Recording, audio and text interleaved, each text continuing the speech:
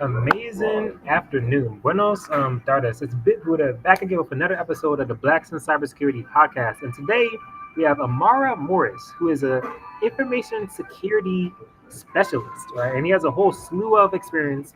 But I wanted him to introduce himself as well. So Amara, yeah. Hey, well, love the opportunity to be on the platform. Good afternoon, everyone. My name is Amara Morris, as previously mentioned. I'm a cybersecurity specialist. I've been in the cybersecurity industry for a few years now, so I'm pretty experienced. I've been working in cybersecurity since COVID. That being said, I have tons of certifications, tons of working experience, and I'm actually a founder and owner of my own cybersecurity consulting firm, Sapphire Blue Security. We specialize in government contracting from CMMC level one compliance, as well as set up AI security and a few other services for different industries within the cybersecurity niche. That being said, I'm super passionate about technology, security, and people. I think that my number one passion though is innovation and how to grow and change the world, because I think that we are the future, and I love the aspect of that. That's like beautiful. And you touched on so many beautiful, like there's we could talk for like eons, but the first thing I want to ask, well, I always ask this, what was your initial seed or entry into cyber? Like what was the first thought? Like, hey, cyber is cool. I think I'm gonna go towards cyber. Like what was that initial spark for you? Yeah, so funny things. I used to play basketball. I was playing basketball in school, and the school that I went to actually, at the time was very big into this. I had a really good cybersecurity program, so I've always been a technology guy. In high school, I took a lot of computer classes. I've always been, using phones or latest games. I was a big gamer back in the day, so it just kind of was my natural, direction when I thought about doing something at the next level.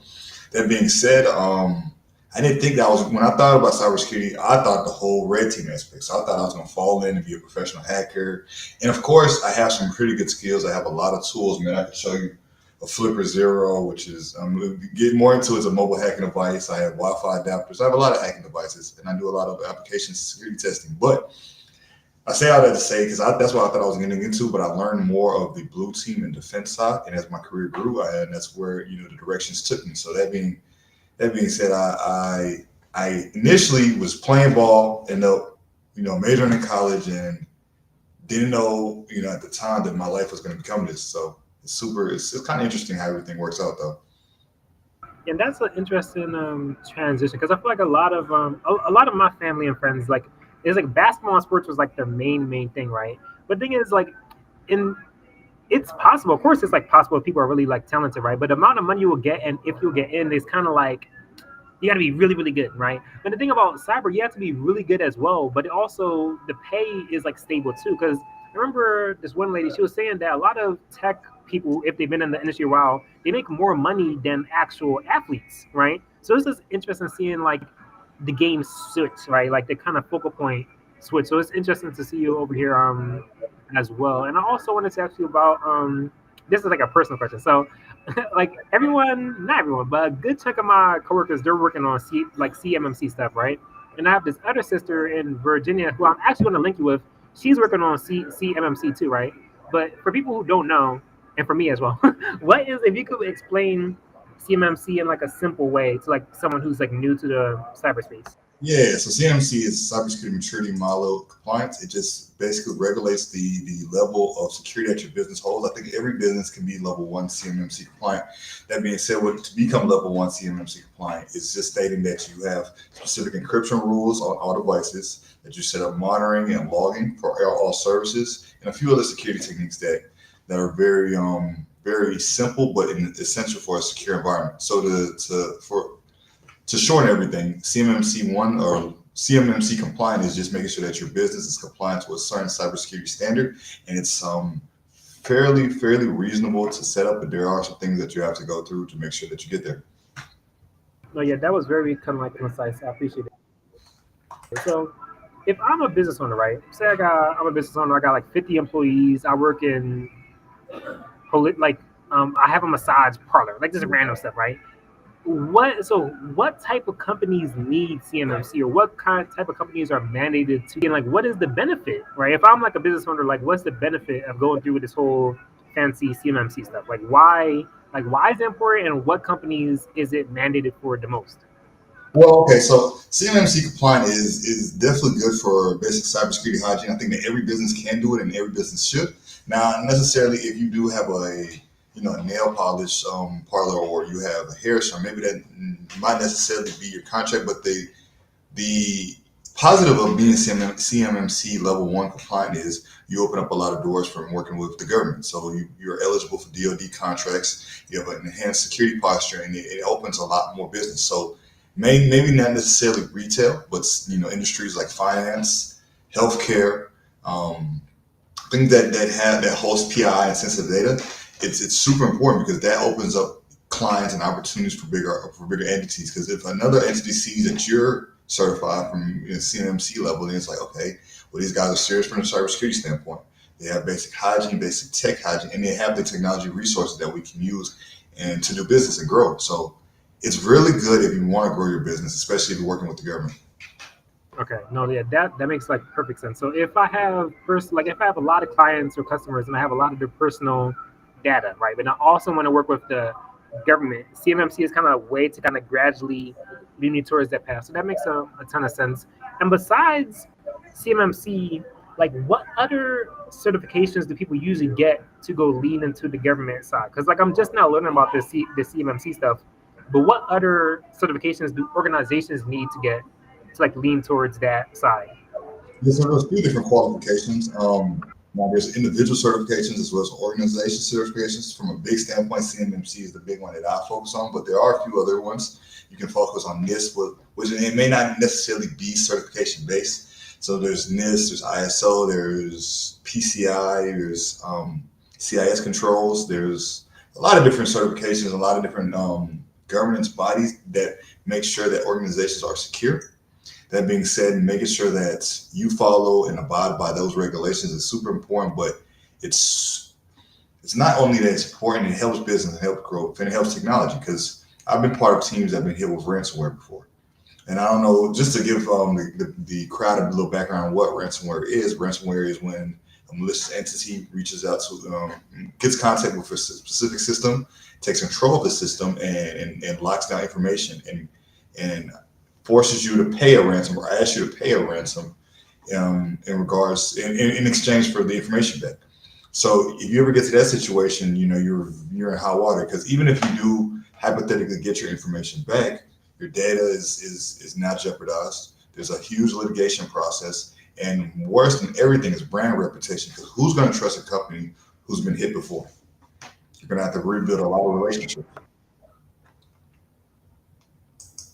Yeah, no, like that like makes some perfect sense. Like it's funny because you're like it's like we're playing in baseball. It's like I'm tossing you ball and you just like home run every single time. But like you're like really sharp, so you definitely there and stuff. And I know you were saying that you're really big in well you know a lot about incident response. So I want to spend a good chunk of the talk speaking about that. But before we go deeper into the technical side, I did want people to have a good time to actually get to know you. So these two questions I feel like will kind of lead towards that path. Firstly, what are you grateful for, like currently? And what do you like to do for fun? Yeah, so man, that's really cool because I love talking about my personal life too. So Mm. I'm super grateful for my family and my friends. I really like to tell people I don't have friends, I only have family. So a lot of times when I lock in with someone, we locked in for life. That being said, I'm super passionate about people. I think that I like to build good and genuine bonds, and I like to see people grow. So I like the initial meeting and then seeing, hey, 3 years later, oh, you're doing this. Oh man, yeah, congratulations. So I like stuff like that. I don't know. It it's something I like to do. So that's what I think what drives me and pushes me. My mom, my brother, they're my right and my left hand, and they always will be. So that what drives and pushes me. And what I like to do for fun, man. So I like to say I'm not spontaneous, but I'm very adventurous. I like to do fun things. I like to go out and try new things. So I like working out, I like trying new food. I love to travel. I love to eat. I'm not gonna lie, I love to eat. So that's one thing, man. I may not look like it, man. If it wasn't for the gym or anything, I'd probably be 350 pounds. But nah, I think I love living life and trying new things and trying new experiences. But I hate surprises, so don't just surprise. I like a little situated. I like it coordinated first. Oh yeah, that is definitely beautiful because I feel like at the end of the day, that's pretty much what we do majority of this stuff for. Because this like this tech stuff is mad cool, right? But at the end of the day, to help, like it's so gratifying to be helped like a loved one or like a partner or a friend, and actually seeing people grow year by year, month by month, week by week. It's literally the most gratifying thing, honestly. So that's definitely a huge thing that I'm passionate about as well. Because I'm over a lot of different teams and groups, and just pouring into groups and just seeing how they like at first they didn't know this or they were shy and now they know it and now they're talking more like it's amazing. So I definitely agree with everything you said. And since you've well, also wanted to add this before the tech industry, I know you said you were in college, right? But before the tech industry, were you working in any like and you were doing sports, I remember that. But before sports and college, were you working in any other industries? And the question I wanted to ask is since you've transitioned into tech, what's been like one big shift for you that probably not a lot of people would think about? Because we know like tech people, as people been in there longer, their salary changes, their environment changes. But for you, what has been like one shift that you feel like isn't spoken about enough, or one shift that you feel like was big for you? So one big shift. Okay, so before I was working in tech, man, any kind of job I could get. So I worked at Subway, I worked at hotels, I worked at Lowe's, I worked at a lot of different retail jobs and a lot of different things, grocery stores. So manual labor. So I did a lot of just, I mean, just whatever it could. But another thing I do on the side is I used to sell vehicles. So I came from a background of sales. I have family members that own dealerships. So I used to, just really push out and try to sell the cars. So I've probably sold over hundreds of cars in my life, but that's like my personal background. But the biggest thing that I've noticed in tech that's super important, I think that maybe people don't know, is I think detail oriented, especially cybersecurity. Cybersecurity is that's why I think really a lot of women are really good at cybersecurity because girls are very detail specific. You have to be very detail specific from incident response to security configurations to whatever because I think that if you let little things pass by in cybersecurity, it may be an issue. So being able to, firewall logs, seeing trends, I think that's super big to see trends. Like, this guy logs in from Florida every single day. And for some reason, he's in Louisiana. And it's certain things that if you just overlook, can be detrimental. So no information is too much and no detail is too small. So that's what I think that people, if you're really good and have a keen eye for detail, you'll do great in cybersecurity.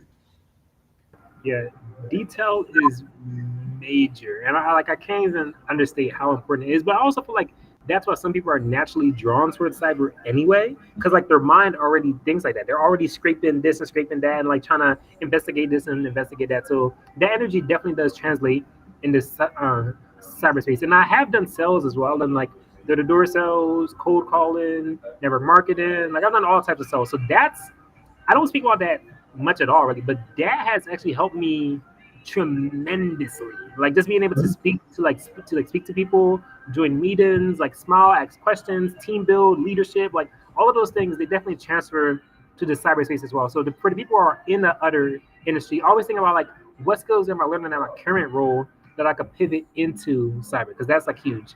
And also the instant response part. I definitely want to hear more about this because I'll give you a story. I forgot the brother's name, but he's in Black and Cyber. He was giving a story. He was doing incident response for a oil rig in the Middle East or something, and he was saying basically the everyone was trying to hack them, like nation states hacked them. It's just like they had a like everybody was trying to like hack them. He was saying that for one time he had to go over there for like 3 months because it was getting like really intense, and it was like every day it was something new, something new. So from incident response, from my understanding, is like it's very your own call. You got to be very sharp. You got to be on top of everything, right? But I know it's probably a lot more than that. But from your like experience, it's like firstly, what is incident response, and like what kind of led you to like learning more about that?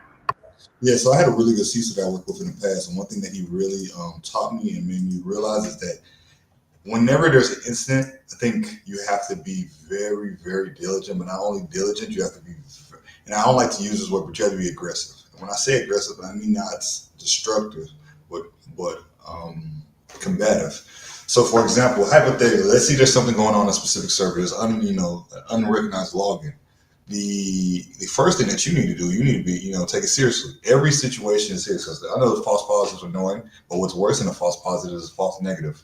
So To give the audience a little background, a false positive is typically when a security technology like an EDR or some type of alerting system um, reports on false activity that is not detrimental to an environment. But a false negative is worse because if a false negative happens, that's when the systems that are fail to detect something that's really malicious in an environment.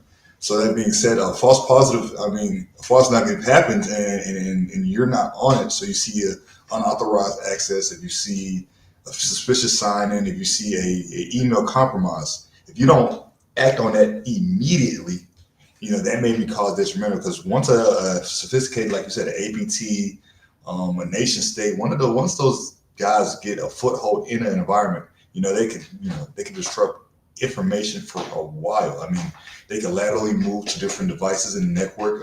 They can create different accounts. They can establish a backdoor. So even if you wipe everyone out, they still have access. So I like to be very diligent whenever I see something like, okay, compromised user account. Oh, boom.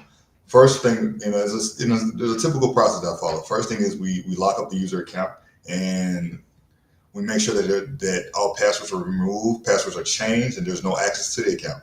Next thing is we find a verified contact, either contact the customer's manager, contact the customer's personal cell phone, but we have a find a way to, really get in touch with them and verify from some form of authentication, like what is your last four of your social or what is your home address, something I can verify that I'm talking to the, real person on the phone. And then we start doing our investigation process. You turn into Batman at that point. You turn into Bruce Wayne. You're like, hey, what's going on?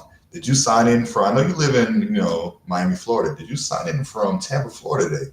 And they're like, well, yeah, I took a trip down there. Or it's like, no, I've never been to Florida. And it's okay. That doesn't seem, because we see some access from Tampa, Florida, and it was fairly suspicious.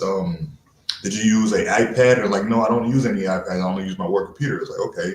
We have reason to believe that your computer has been compromised. So then the next step after that is we make sure that we reset their passwords, but we scan the device, and then we use threat intelligence to understand what's going on with the machine. If there is any signs of malicious activity, if it's really bad, we may need to wipe the machine, start from clean and restart. A lot of times, you can clean up the account and make sure that no one has access, set up new passwords, kick everyone out. And once you set up the new password, kick everyone out, you make sure that you require multi-factor authentication.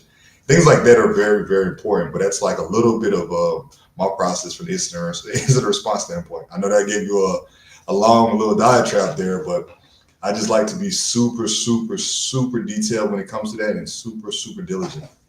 No, yeah, I definitely appreciate it because that's one thing I want like for this podcast to be is like actually people get the actual information, right? Is it like because I've seen a lot of it was this. I just wanted people to get actually detail and like so they can know what path to go on. So going from that, right? So say if somebody is new to cyber and they say, "Hey, Amara, I want to be an information security specialist, right? Tomorrow." What is your path? I know it's going to take more than like a day, but just hypothetically, right? If they're trying to get to that point as quickly as possible, what path would you recommend for them? Well, okay. So the cool thing about the industry now is there's so many opportunities developing up. I think that, and now don't quote me if I'm wrong, but there's like a very, very, very low unemployment rate in cybersecurity because it's so necessary. Now there is a lot of imposter syndrome. If you don't understand the technologies and you don't have a skill set, you won't make it that far in the industry. But my route that I would tell people is definitely certification based. You don't need a degree, but a degree can help in the future. But definitely start learning the skills and the skill and pursue certifications. So a lot of good certifications to look at is the CompTIA Security Plus. I think that gives you a very foundational knowledge on cybersecurity. It's not going to get you a job. What's going to get you a job, in my opinion, is working on projects using YouTube and using things like Try Hack Me, Hack the Box, and other forms to verify your skill set. But that being said, if you can knock out a good certification such as CCNA Security, CompTIA Security Plus, there's a few Azure certifications like the SC200, the SC900.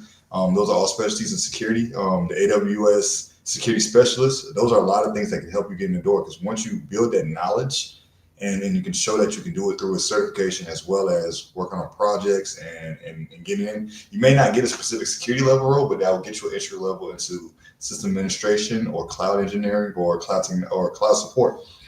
and those all help. So having a firm foundation on networking is super important. So I would learn as much networking as I can, start learning security, knock out a security cert, and then try to apply as much as possible and find an opportunity, that it can fit in. Networking is super important. I got, the job, one of the best jobs I had, I got it from LinkedIn, and it was actually from a resource that I had that I didn't even know I had. So being able to network, going to events, communicating with different people in the industry. I mean, that's all. Those are a few things that you can do to really get in. So I know that's long, but to back down, to give a quick rundown is pursue a certification, get skill sets from YouTube, Udemy, or any free resource. Once you build your skill set up, start to network and reach out to different clients and different organizations. And once that starts going somewhere, I think you'll find some light at the end of the tunnel. No, I definitely would second like everything he said because that a beautiful thing. I've been hearing from so many different people in the industry. Even before I was in the industry, right? People online they would always say, "Hey, Sec Plus." Hey, see, like they would always say like a very similar thing because I'm actually studying for my Sec Plus now, taking like practice tests, so I should be getting it pretty much like next month. So I'm on like the path that he's recommending. You guys think is like verbatim the same path that I'm currently taking because it definitely does open a lot of doors. Of course, it doesn't guarantee a job, but it gets you closer, right? And anything that could get you closer to it definitely helps. And as well, he said the Try Hack Me, the Hack the Box, which are like interactive, kind of gamified cyber like games or courses, pretty much, which is pretty cool. And Udemy and YouTube as well. So all of that I definitely recommend as well. And besides the certifications, I also want to hear. I was looking at your LinkedIn. You also went to WGU, like Western Governors University, and that's kind of where I plan on going back to because my general plan now is to get my Sec Plus. Then I'm gonna get my RHCSA, my Red Hat Certified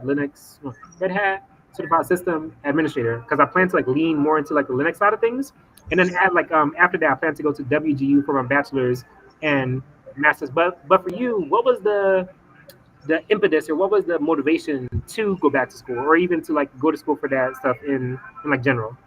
Yeah, so two things that I wanted to add back to the certification thing. One thing about the CompTIA Security Plus, if you take the Google Cybersecurity cert, it helps you get discounted on the Security Plus, and it helps a lot with that, as well as Try Hack Me. If you finish their courses, they'll give you a discounted test too. So that's helps a lot of people. So anybody out there watching, definitely look into the Google Cybersecurity cert. You can get that done, and it gives you basically how to pass the certification as well. So it's really cool. And WGU. So yeah, man, I'm actually super proud to announce that this, August, I'll be finishing my master's in cybersecurity. Now it's been a long journey, but what I think I will really recommend to a lot of people about WGU is it's very certification based. So a lot of courses are based on certification. So I got my CYSA and Pen Test Plus and my ISC Square Certified Cybersecurity through my courses at WGU. So taking the courses there, passing certification, because they give you free vouchers for a certification, and it's very, very financially affordable for anybody to really get in. There's a lot of setups for people to look into it. So I think it's a great program. It's self-paced and it's self, but you have to be self-driven though. So it's a little bit on your own time. You don't have a professor checking in on you. You have good program mentors, but you don't have anyone checking in on you. So I think it's a really great program now, and it's a shameless plug, but shout out WGU, soon to be alumni.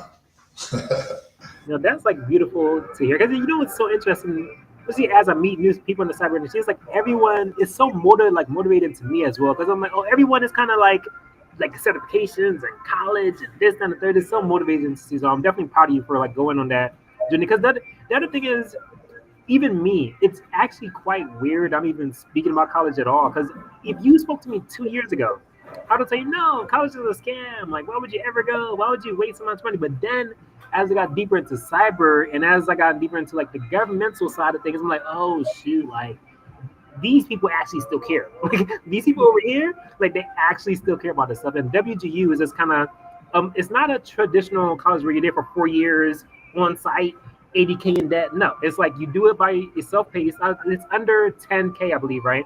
So it's Yep. under 10K. It's self-paced, and you could just get certifications that you would have gotten anyway if you're getting into the cyber industry, you're going to get these certifications Yeah. anyway. So you might as well get your bachelor's and master's along with it at the same time. So no, shout out to like them. This is like we're not sponsored. This is a shameless plug. We're not sponsored at all. But no, definitely shout out to them. But and I also wanted to ask you about so this is the other new thing. Well, it's not new, but it's new to me. Um, Security clearances, right? So if you're working with the government, the conversation of security clearances come up, right? It's basically like, from my understanding, is when you work with a government agency, right, and they basically sponsor you to get a clearance. So they do this background check on you, and you become more valuable in that whole government space. So it's almost like a not a pseudo certification, but it holds weight the same way a certification or like a degree would. But I wanted to hear about your kind of view on that or your experience with that and just that whole security clearance space in general.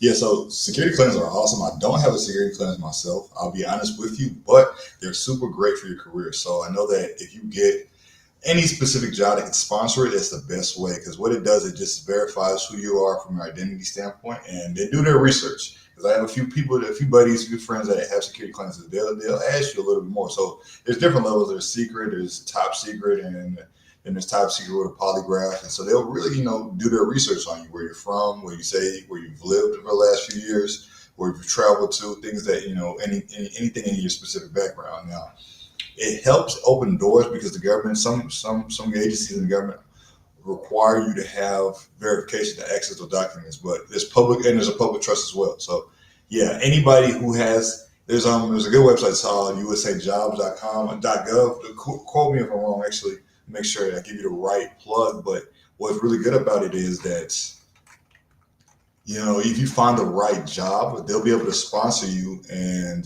yep, usajobs.gov. So they'll be able to sponsor you to get a clearance. And once you get the clearance, you're golden for, I think, it is a certain length of time, but it gives you opportunity to work with a lot of different agencies. Yeah, no, it's definitely something to keep in mind because I didn't realize, at least for the company I'm with, do we do technology consulting for government agencies? So we're not in the government, we're kind of like to the side of it in a sense. But I did not realize how influential the government was in cyber. Even you speak about like NIST and all these different frameworks. A good chunk of that comes straight like from the government. So it definitely has a kind of a large standing in the cyber industry. So it's definitely something for people to think about. Of course, you don't have to go that side. You could go just work for like normal companies, but the government side is very pertinent and very popular. And I wanted to go back to a bit of our earlier conversation. You were saying originally you wanted to go towards the red teaming and the ethical hacking and the penetration system. Even me, like, it's still like honestly still, even though I'm gradually leaning more towards Linux, I still have a deep like excitement and fascination with the whole red team and ethical hack and stuff. So I'm gonna still learn that stuff either way. But for people who don't know, what is red team or what is blue team, and what made you kind of like transition through those? Oh yeah, definitely. So I'd like to tell people that I'm red team at home and I'm blue team at work. That's the way I look at it. So red team is the ethical hacking side of things where you're trying to, intentionally penetrate or compromise a system to see where the weaknesses are held. So you go through vulnerabilities and you see how you can access a specific security system. And blue team is the opposite of that, is trying to protect the systems to make sure that malicious entities can't gain access. And then the purple team is, a mixture of both where you try to do things back and forth. And then you get really deep on the red team side, you do things like malware creation, reverse engineering on malware, and stuff like that. And you get really deep on the blue team side, you get to, higher levels of leadership of security. But that being said, what I like the red team and I'm super passionate about the red team is that's what cybersecurity is like the background. That's like the take, like, you put your hands, get dirty, you try to figure out how to get into it, and using Linux is super fun. Especially getting down with getting a Kali distro on machine and trying to access any way you can. So there's a lot of different ways to get into the red team standpoint. One thing I will commercialize that I think that's important is that red team is so wide that there's so many opportunities that it's never going to be too saturated. There's things called bug bounties.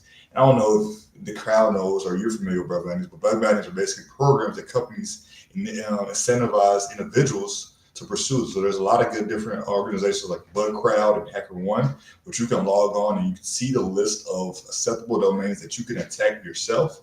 And if you can, compromise, like hypothetically, if you can bring into certain Tesla devices or the websites or whatever that they say it's available, they'll pay you cash. Like they will pay you cash to hack into their systems. It's crazy. Like it is a lot of money. I mean, I'm in Apple Pay, I think up to $1 million. So that's not going anywhere because there's always going to be more technology. There's always going to be more devices out there. So a lot of companies are trying to pen test as a service thing where it's automated pen testing. But what it doesn't do, it doesn't do social engineering. And social engineering is like the process of trying to exfiltrate data from getting communication from different ways like emailing and calling, whatever. But there's no way to AI can create a human interface with people and really exfiltrate data. And so that's why I think Red Team is really cool because it's going to be around for a long time. It's been around forever and it's going to be around forever. Thieves aren't going anywhere.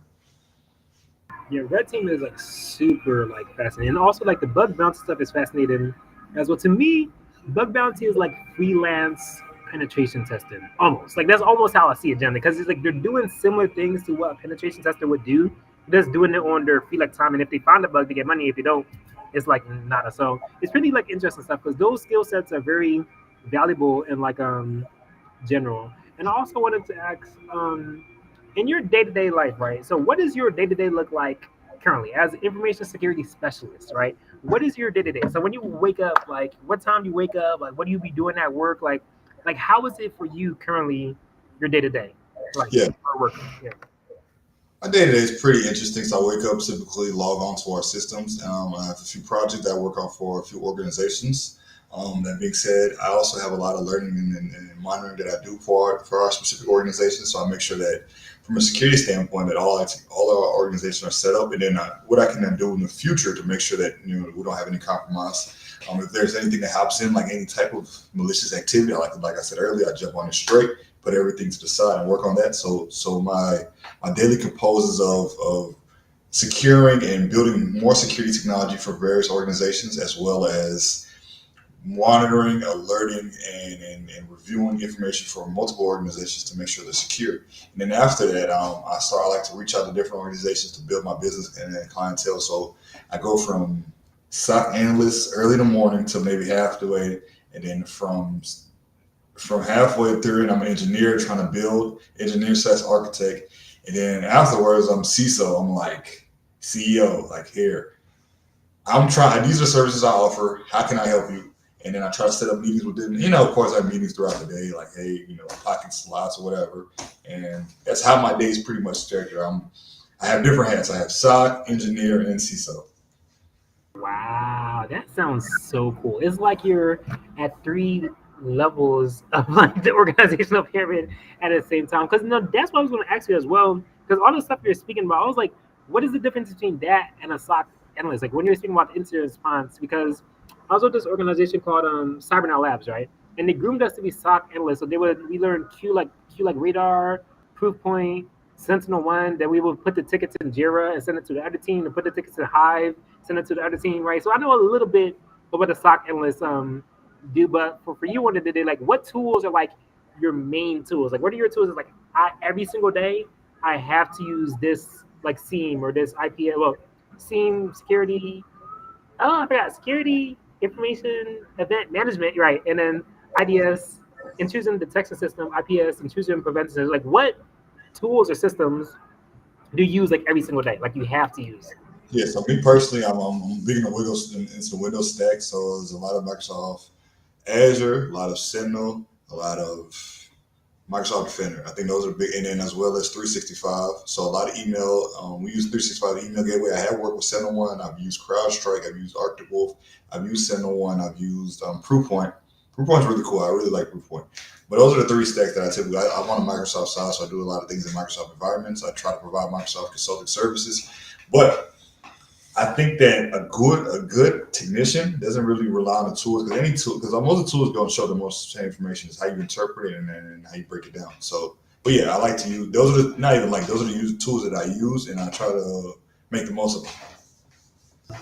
Yeah, and I like what you said. It's not only about the tool; it's about the technician and like their skill set. Because it, I always use examples. Say you have a world class pianist, right? And they can go to Walmart, right? Get a normal kid piano and really pay you a masterpiece, right? Because they have the skill set. So once you have the skill set, the tool doesn't. You can just pick anything you like want in a sense. So that's definitely beautiful to hear. And also wanted to ask you about. Oh, this is actually really pertinent one. So how do you balance between working your like business and working? So do you work with like another company, or are you Mhm. working like a normal job with? Like, how do you balance working like a job and having your own business at the same time and not have that overlap or conflict? Well, yeah, I like to do. So I do my business pretty much separate outside of work hours. I have separate machines, separate device, separate phone, all for my personal business. And then when it's work, I try to stay locked in for my organization and be very. I don't like to I don't mix the two at all. But I will say that it's very it's a big thing on time management. There's a lot of different things going on, a lot of moving pieces. So it's cool though because my personal job it's very similar to my business. So the skill sets that I build at work, I just bring it over to my own personal business. So I'm going from full time engineer to eventually full time business owner, but I'm in that transition period. So I use my free time to create content, to reach out to clients, and set up meetings, and my work is my work, and I try not to bring my personal life there, but I don't bring it back home to my personal life too. So it's pretty easy to keep them separated, but it's not the perfect world. But I try to do what I can. Man, I was so proud of you, brother. I can't even explain how proud I am of you. But like, it reminds me of something that my old mentor used to say. He said, "You have to burn the candle from both ends of the stick, right?" So he's like, during the day, you work your normal job to pay the bills, right? But in the afternoon and like evening, that's when you work on your business that will soonly outpace your job, right? And I feel like that's the perfect path to taking. That's the path that you're like I'm taking. So it definitely sounds cool. So in terms of, because I have a couple other friends who are starting who are kind of doing something similar to you. Like they have their normal cyber gigs, but then they have their own consultant cyber firm, right? So how do you start there? Like how does that work? Like is it really just like reaching out on email, LinkedIn, like, hey, I do consulting. Like here are my prices. Do you need help with this? Like how was it starting off for you? Like making that because you're still in that transition phase. But how did you start the like business side of things?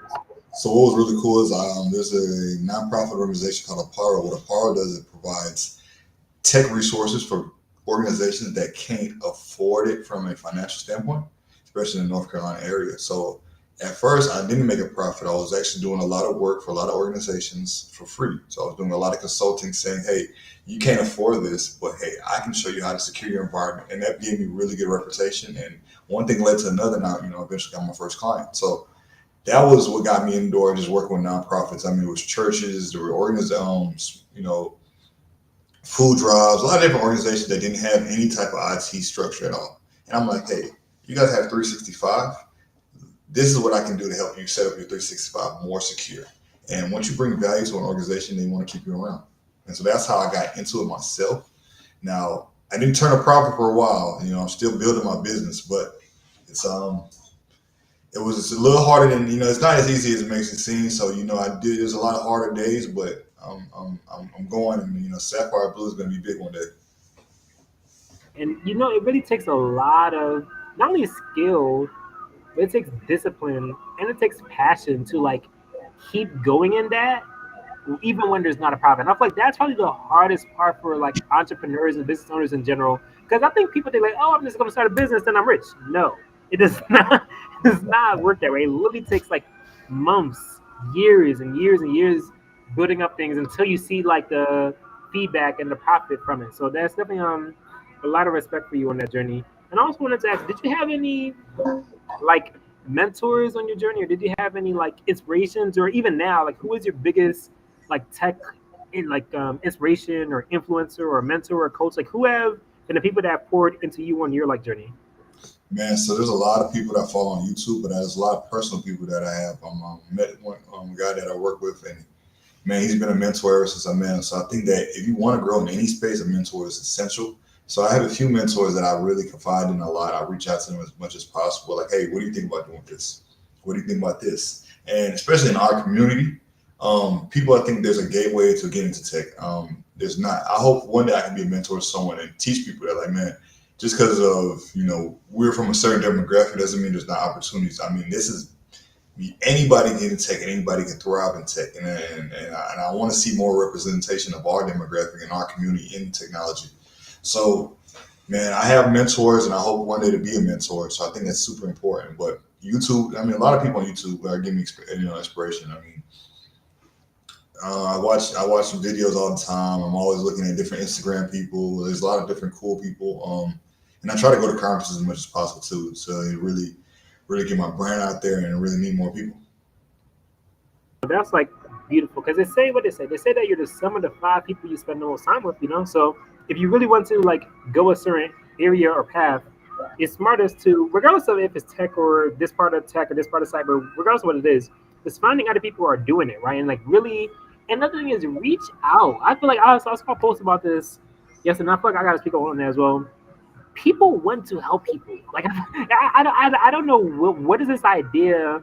I get all right. So 20, 30 years ago, I know things could have been different, right? Because I was a baby at the time. I know things were a lot more rough back in the day. But as time goes on, people want to help you. People want to teach, like, here is the investor I got, or here is how I got this client, or here is how I got this certifications. Here I got, like, literally every single person I've reached out to on LinkedIn for just either advice or like guidance, they've always just shared like everything because it's gratifying to them as well.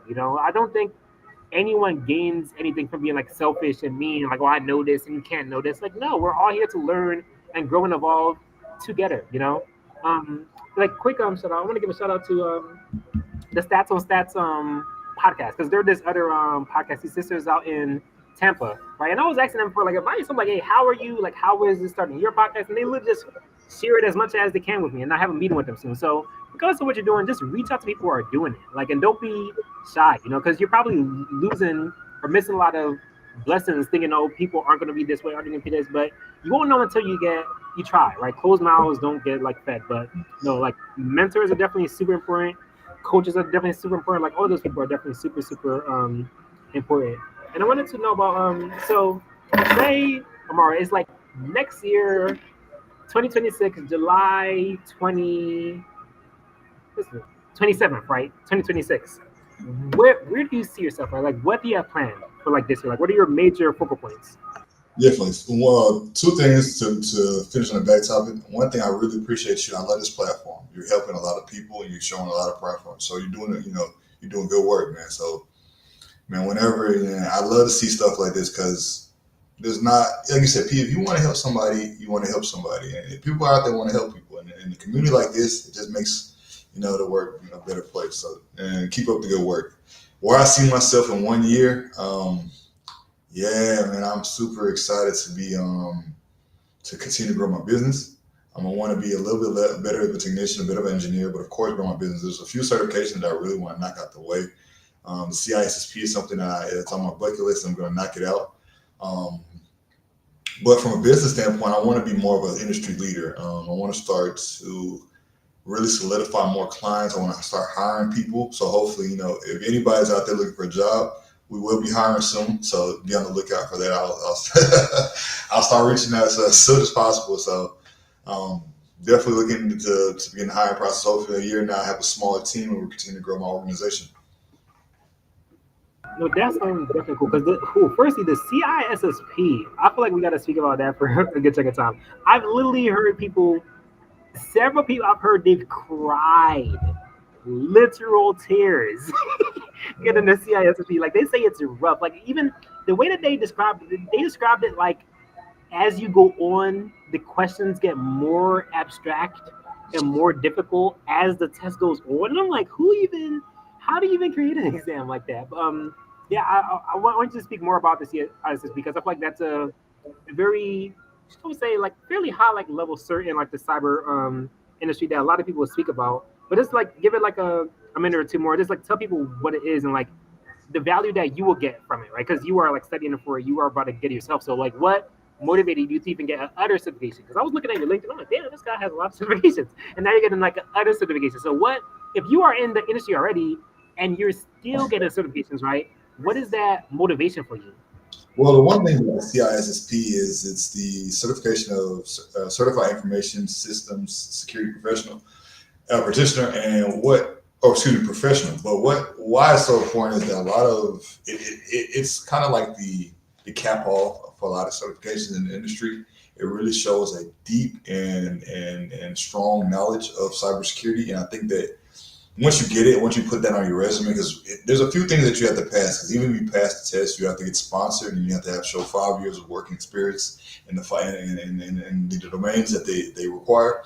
So it's like almost like a badge on. It's like a mile where once you get it, it's like, yeah, man, I've made it as a CISSP certified. I've been in the industry for it, so it's definitely a higher level cert, but it's almost equivalent to a master's degree. I think it's probably held a little bit higher than that. And that's one thing about WGU. WGU's master program is geared towards the CISP. So the 8 courses that they have are the 8 domains. So it's pretty cool. So, and it helps you get prepared for the test. So like you said, it's a juggernaut. It's a CAT. I think it's competitive at it. I may mess it up, chat. I may mess it up, but it's like the way the test works is the more questions you get right, they're gonna give you less of those questions, and the more questions you get wrong, they're gonna give you harder questions. And it's like they're really seeing your knowledge. And it's 8 domains, and they call it a mile. It's a mile wide and an inch deep, so it's not very specific to each topic. Of like, you're not gonna get deep into pen testing. You're not gonna be like, what is the best SQL injection code running on? They're not going to get super in depth, but they will ask you and test you on your knowledge of SQL injection, of cross-site scripting, your knowledge on security assessment, your knowledge on basic IT. So it's a juggernaut. I'm working towards it, and hopefully by next year, that's my goal to slay the dragon. That's huge. Like I'm trying because I've heard different views. Because some people say it takes the 5 years, but other people are saying, nah, just take it, right? So it's like I've been hearing, but I regardless, I hear it's hard. That's like the central theme. They say it's like very hard and it's very difficult. So sooner or later, I'm gonna like I'm gonna knock that out as well. And I wanted to ask you, yeah, you were also speaking about just like, expanding your business and employees and kind of being a expert in the industry. You said a leader in like the industry, right? So how do you visualize that? Because the thing about being dealing with people, right? Being a manager, being a leader, right? That's even more complex than cyber, right?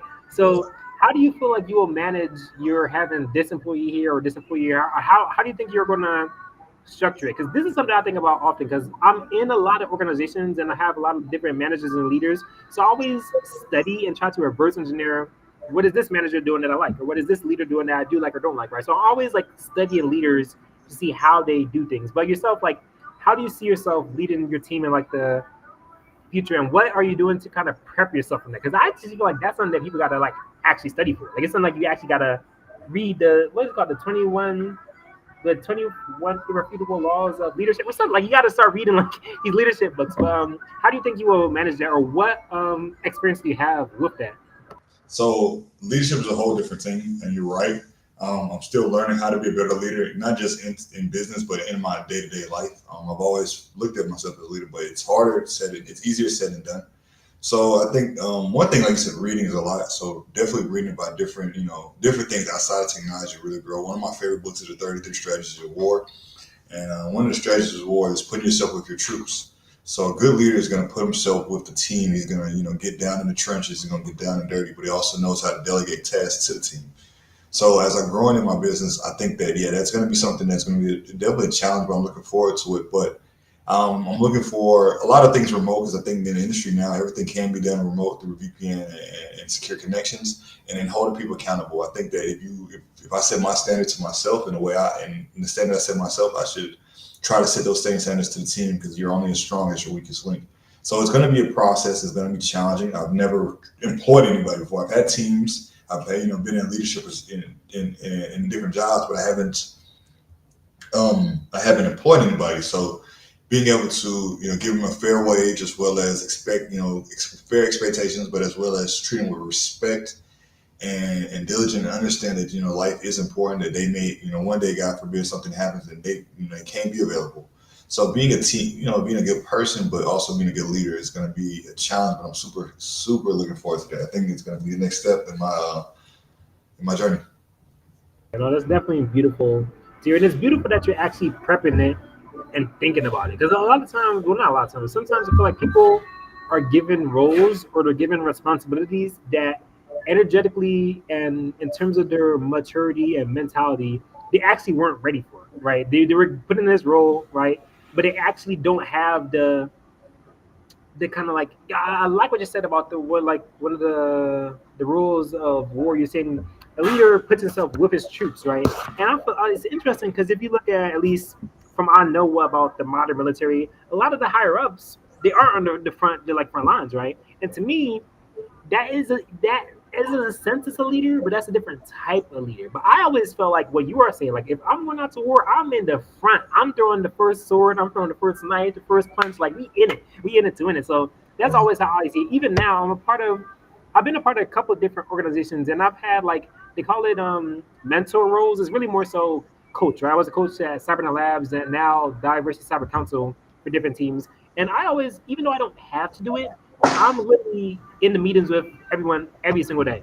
I'm checking up on people like, hey, how are you doing? Like, hey, like, are you still like? I'm always engaged with everything else that everyone else is doing, and I feel like that's a leadership I respect more. Because if you're just in like an ivory castle all the way over there, and you're telling the guys to attack this base over there that you've never even seen, it's like okay, you are a leader, but like I don't know, it's just very fascinating and interesting. Of course, but I also think about the example of like business leaders in general. We use the tech ones since they're popular, but like Elon Musk, right? People like Elon Musk and Jeff Bezos and all these people, they're probably not coding like anything. They're not code. They're not programmed. Like they're just going to meetings half the time, right? But I always remember. I'm not sure if he is still doing this. I remember at one point Elon Musk in one of his factories, he had like this office, and it was like a glass office on the first floor. So everyone in the organization could see what he was doing like the entire day, right?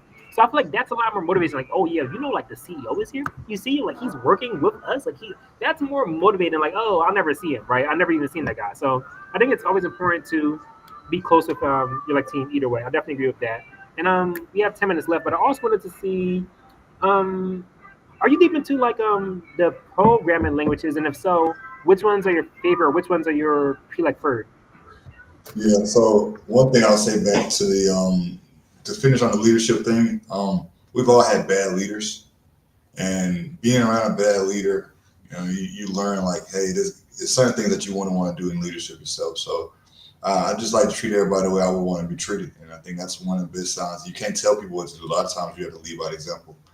Um, Programming languages.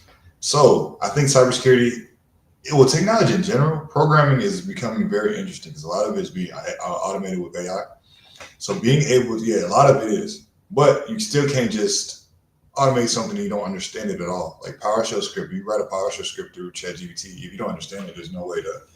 So being able to understand programming and how to apply it is super important. I like Python a lot. I do a lot of Bash scripting through Python and Bash. I do a little PowerShell scripting as well in my roles, but those are the main ones that I like to follow. I think that it helps a lot. If you're trying to set up data logs or trying to, whatever you're trying to build or trying to protect, being able to have a foundational, you don't have to be expert, but you have to have at least a foundation knowledge in each of the, C plus and C sharp. Understand it. If you see some code, can you interpret it? Because a lot of hacking is through XML injections or through SQL injections or through some type of cross-site scripting or through some type of code or cookie manipulation or whatever, through some type of coding. So understanding code is really important. But Python and Bash scripting. Yeah, and those are the top two I would recommend if someone is just now getting into cyber. Because I'm like, of course, I'm a Linux like lover, so like, of course, I lean towards Bash either way, but also Python as well. Because Python is probably one of the most human read. It's probably one of the easiest languages, like modern languages we have, right? Because anything that goes lower than that, it takes a bit more time, right? It takes a bit more time to really get into the nitty gritty things. But as he was saying, I agree as well. I don't think you like need to be a man. You don't have. if you want to be a software engineer, you could go be a software engineer, right? But if you're trying to be like a SOC analyst or like even things in the cyberspace, it helps. But on your day-to-day job, they're not going to expect you to code like 1,000 lines of like C, right? They're not going to expect that on your day-to-day. But being able to interpret it and at least like have a general understanding, you know. So that's very important as well. Like in my path, I'm actually I think I'm gonna start to head deeper into like the Linux and programming side of things because I'm realizing the path I'm going now. Um, the beautiful thing about tech, the longer you stay in it and the more roles you kind of have a gist of like what everyone is actually doing, right? So you have our titles, and then we have like what we actually do, right? And the thing about me, the titles and what people actually do, I'm realizing like is different than what I thought. So yeah, I'm like definitely leaning more into like the Linux C assembly. I'm leaning towards more so low level programming, like that type vibe. But also just know what you. The first thing I would say before even the tech stuff, just know who you are, right, and know what you want. Firstly, I would recommend that, right? But also, especially once you get into cyber, know what you want. Because my journey has been long. Because I wanted to be front end, and I wanted to be blockchain, now cyber. Now my journey has been a bit long because I kind of go on a kind of a bit curve. But the more you explore, and the more you know what you want, I feel like the journey will be much easier for you. And what's up? Besides programming languages, I wanted to speak about this again because I know we have 5 minutes left, and I wanted to give you time to kind of share the stuff that you're putting out as well. Um, I always say people in tech they have to network twice. So you were saying you have to network in terms of events, but also networking, like subnet mask and all this extra. You got to network twice in tech, right? But I wanted to ask, what like conferences or events or like hands-on events have you felt like have helped you a lot, or you think other cyber people should look into? Yeah, definitely. So so Linux. I mean, um, I think what really changed my career is I downloaded Kali on my laptop and I just really got into it. So every day I would come from work and I would just log into Cali and then I would go on YouTube and find projects. So I mean, it was started at fun stuff like I was learning how to get people's location from text messages. Then I use there's a really cool program called Secret.py, and that's taught me a little bit using Python. Then I got to MSF console using Metasploit, and I mean, I think that's what really changed my career. Is once I got Linux and I started really like learning how to plug away. Now, I will say that your career is going to go a lot of different directions. One thing that I like Python a lot of for is a lot of AI is built on Python. So if you understand Python, you can do a lot of things with AI, and you know that's where the industry is going. But finding what you like to do and finding what you're passionate about, what really drove me and really like made my mind go into being able to build things in Linux. So man, if it wasn't for my Linux machine, my career may have went a different direction. But I'm super. I mean, it's really cool though because everyone's gonna have a different direction, and I like to see how their story unfolds.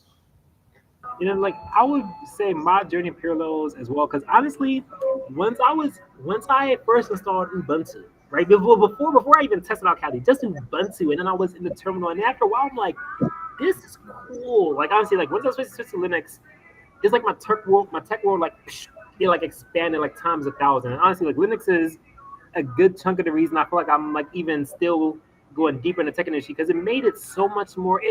And it can be difficult at times. You can get stuck in what I got stuck in. I got stuck in what do they call it, Grub, the Grand Unified Bootloader. I was stuck in Grub and I wasn't even able to like get out. Right, so you can get stuck in certain places, but it definitely is something that everyone should look into. Of course, like Python, as you were saying, because a lot of AI tools are built on Python. Like I would say, like probably 80% of them, like a lot of them, like a good chunk of the industry is kind of built on Python. So that is worthwhile to learn as well. And yeah, so we have like a minute and 30 left, but I wanted you to share your last bits with everybody, and also share like your social media, your contact, any Yeah, future projects, like just anything that you feel like you want everyone to know. definitely. So you can best reach me at Sapphire Blue Security on Instagram and TikTok. It's SAPPHIREBLU Security, SECURITY.